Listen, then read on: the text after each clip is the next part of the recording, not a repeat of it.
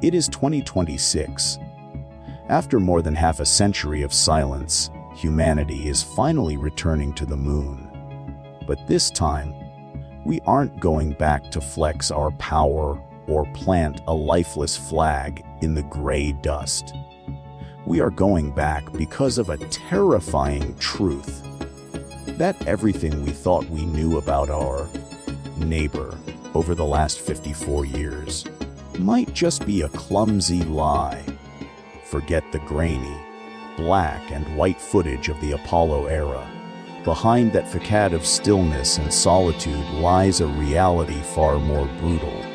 In 1972, Apollo 17 departed, leaving the moon behind as a relic of the Cold War. For 5 decades, we viewed it through the lens of complacency. We believed we understood it. But Artemis 2 is more than just a camera upgrade. It is an awakening.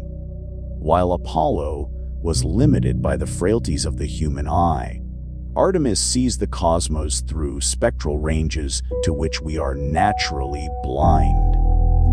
Deep fissures, subtle color shifts that previous machines missed.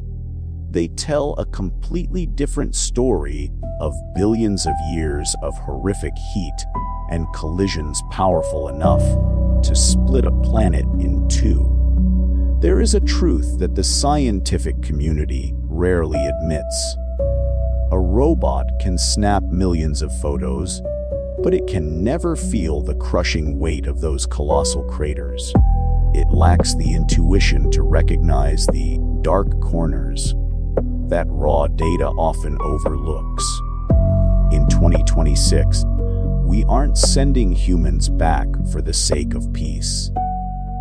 We are sending them back to face our own helplessness against a world that was never meant for us.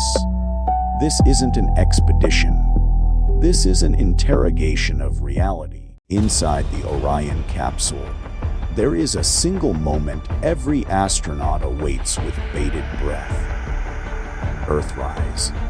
But set aside those poetic postcards for a moment.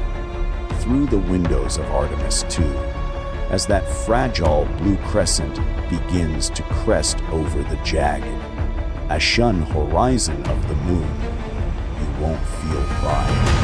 You will feel terror. From this distance, our world isn't majestic. It's feeble. It looks like a tiny, flickering spark struggling to stay lit in the middle of an absolute ocean of nothingness. Artemis 2 isn't just going there to watch. They are going there to shatter every limit. The spacecraft will plunge into the void, reaching a distance of 252,756 miles from Earth, the furthest any human being has ever ventured in history. At that distance, home is no longer a geographical concept. It is merely a speck of light. Imagine this: you hold up your thumb, and the entire planet, containing every breath, every history, and every conflict humanity has ever known, completely vanishes behind your fingernail. Your world has evaporated. This isn't ordinary loneliness. This is biological isolation. When you look out that window and the blue is gone, you realize a brutal truth.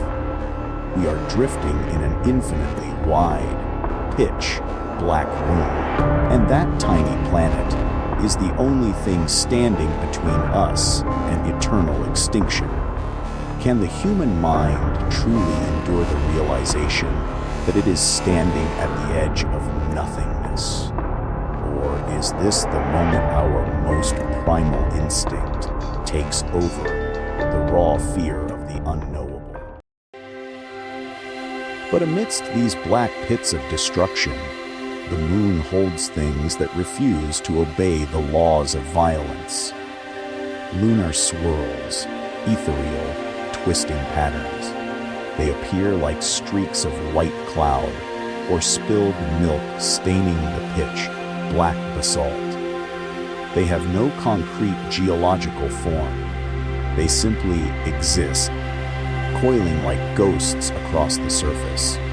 Science labels them crustal magnetic anomalies, localized magnetic bubbles shielding the soil from the sun's erosive wind. But the real question is why? Why does a planet considered geologically dead possess such bizarre magnetic remnants? The moon is not merely a mindless rock. It is an entity with complex, psychological scars that we are only just beginning to touch.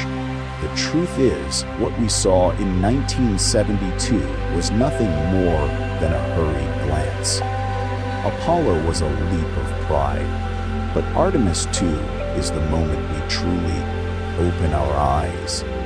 The far side of the moon is not a mirror of the side we see. It is thicker, more distorted, more brutal. It is an entirely different world, a forgotten testament that has been ignored for 50 years. The moon has never changed. It remains the silent companion that has watched humanity since our first dawns on the ancient savannas. The only thing that has changed all is our arrogance. Through the eyes of Artemis II, we see the Earth rise once again, small and solitary. We see the scars that never heal, and we realize that the moon was never just a natural satellite. It is a mirror reflecting our own fragility against the infinite dark.